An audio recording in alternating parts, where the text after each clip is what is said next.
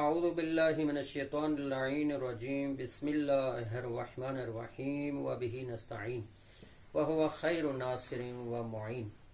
عزیزان گرامی، ہماری گفتگو خطبہ شعبانیہ کے ذیل میں چل رہی ہے۔ آپ کے سامنے رسول خدا کا یہ خطبہ شعبانیہ پیش کر رہے ہیں۔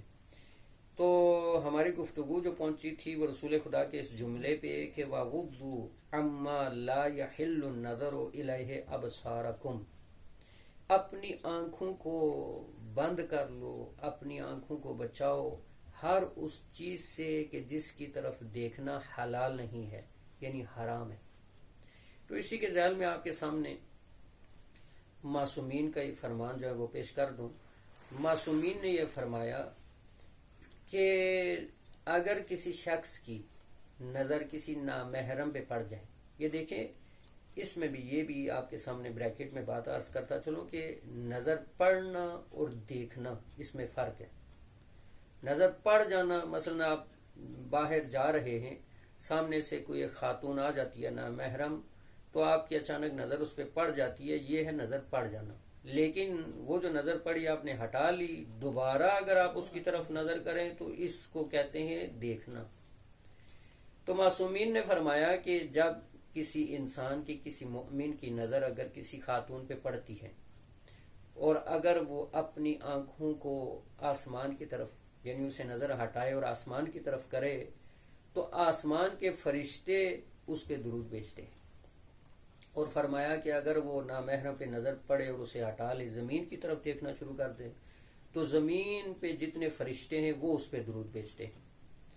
اور فرمایا کہ اگر نہ وہ آسمان کی طرف دیکھے نہ زمین کی طرف، بلکہ وہ اپنی آنکھوں کو اگر بند کر لے تو زمین و آسمان کے فرشتے اس پہ درود بھیجنا شروع کر دیتے ہیں۔ تو اتنا ثواب ہے، یعنی اپنی نظر کو ہٹا لینا، اپنے اوپر کنٹرول رکھنا۔ تو یہی رسول خدا فرما رہے ہیں کہ وَغُضُّوا عَمَّا لَا يَحِلُّ النَّظَرُ إِلَيْهِ أَبْصَارَكُمْ، اور پھر فرمایا وَعَمَّا لَا يَحِلُّ الْإِسْتِمَاعُ إِلَيْهِ اسماعکم، اور اپنے کانوں کو بچاؤ ہر اس چیز سے کہ جس چیز کو سننا، جس گفتگو کو، جس بات کو سننا حلال نہیں ہے، یعنی حرام ہے، اس سے اپنے کانوں کو بچاؤ۔ یعنی کیا مطلب؟ یعنی یہی غیبت، چغل خوری، ان چیزوں سے اپنے کانوں کو بچاؤ۔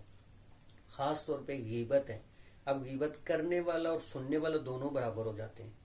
اس لیے انسان جب دیکھے کہ کوئی بندہ غیبت کر رہا ہے تو اسے روکنے کی کوشش کرے کہ وہ غیبت نہ کرے، یا ایسی محفل میں نہ بیٹھے کہ جہاں غیبت ہوتی ہے۔ اپنے رسول خدا فرما رہے ہیں کہ اپنے کانوں کو بچاؤ ایسی چیزوں سے کہ جن کا سننا حرام ہے، یعنی غیبت کا سننا حرام ہے، چغل خوری کا ہے، تہمت، یہ ساری چیزیں ان سے بچیں۔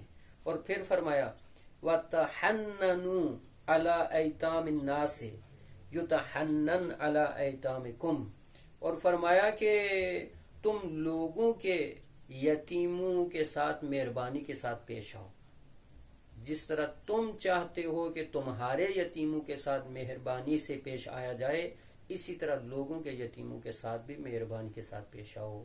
تو خداوند متعال ہمیں توفیق عطا فرمائے کہ ماہ مبارک کے رمضان میں ہم زیادہ سے زیادہ اچھے اعمال، نیک اعمال اور ماہ مبارک کی برکات سے استفادہ کر سکیں۔